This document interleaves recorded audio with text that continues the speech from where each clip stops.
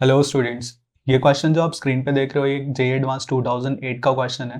And this question is very very very good question. And this question is also belong to charging and discharging of capacitor. उसका एक छोटा सा topic यहाँ पर discuss हो रहा है, that is tau is equal to RC. Time constant हमें इसके अंदर निकालना है। Read that question while pausing the video. So let's read this together. So parallel plate capacitor C with plate area of unit area actually. So A is 1 and separation is D. Okay, so as you can see in this figure, is filled with a liquid of dielectric constant K up to a level of D by 3 initially. So initially it is filled up to a level of D by 3. Okay, तो initially का मतलब जब time 0 है। और फिर कुछ समय बाद क्या हुआ, अब आगे जैसे आप क्वेश्चन को पढ़ेंगे तो उसमें लिखा हुआ है suppose that the liquid level decreases. तो लिक्विड लेवल डिक्रीज हुआ at a constant speed v। So the time constant as a function of time is, so हमें टाइम कांस्टेंट निकालना है। Time constant is tau and this tau is equal to R C. And यही हमें find out करना है यहाँ पे। Okay, this tau we have to find it out. And velocity is decreasing.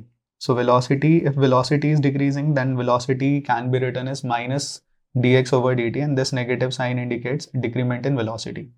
And we cross multiply this, so we'll get dx is minus dv over t, sorry v over dt.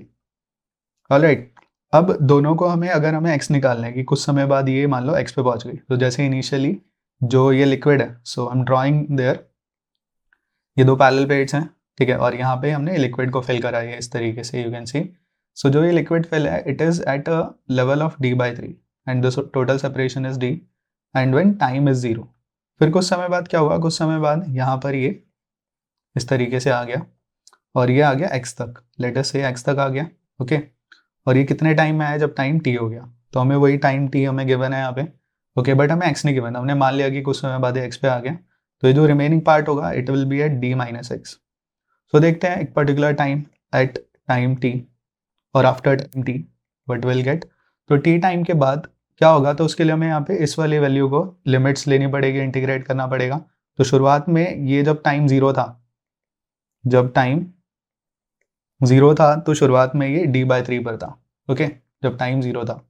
फिर उसके बाद जब time t हो गया तो ये इसकी position मान लेते हैं कि x आ गई।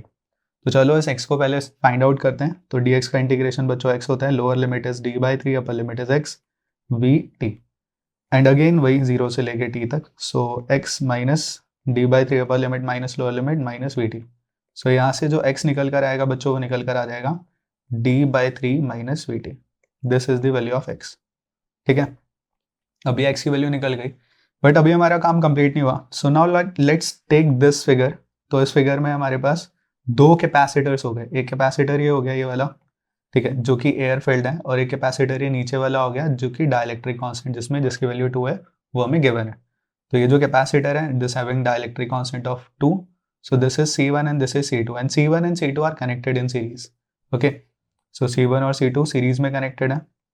So now let's see 1 upon C equivalent is equal to 1 upon C1 plus 1 upon C2 because this is in series combination. Okay, so 1 upon C equivalent will be equal to 1 upon C1. C1 is A epsilon naught over D and separation is D minus X basically. You can see जो C1 है बच्चे, यहाँ पे ये कितना separation है, D minus X का separation है। Similarly, if we talk about C2 then it will be 1 upon A epsilon naught times K, क्योंकि इसका डायलेक्ट्रिक कांस्टेंट K है।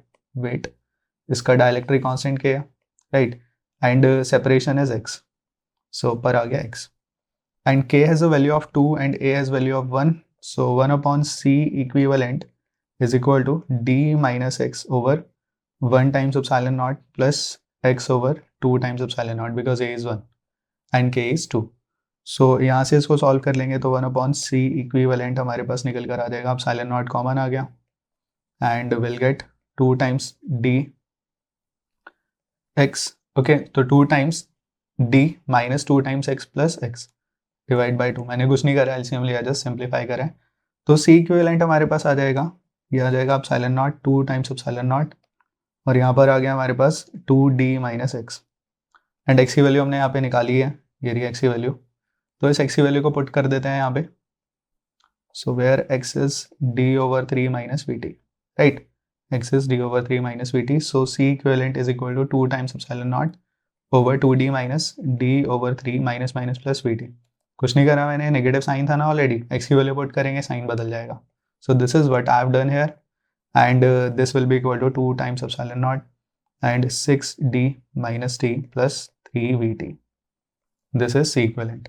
On further solving this we'll get, okay, one more thing, and यहाँ पे 3 भी तो आएगा upon में, है ना, क्योंकि पूरा एलसीएम ले लिया हमने. तो यहाँ पे हमारे पास आ जाएगा 1 C equivalent is equal to 3 ऊपर चला गया बच्चे, तो ये आ गया इतना. यू कैन सी ये जो 3 है ये 3 ऊपर चला जाएगा. ओके, तो यहाँ पर आ जाएगा कितना, नीचे आ जाएगा 5d plus 3vt, 5d plus 3vt. सो ये इक्विवेलेंट आ गया हमारे पास. और इसको थोड़ा सॉल्व कर लेते हैं. 2 times 3 is 6 times epsilon not over 5d plus 3vt, but we have to find out tau, and tau is rc which we have discussed earlier, and tau is equal to 6 times epsilon naught times r over 5d plus 3vt. तो देखते हैं जरा कौन से option से match हो रहा है. 6 times epsilon not. Okay, so option A is correct. Okay,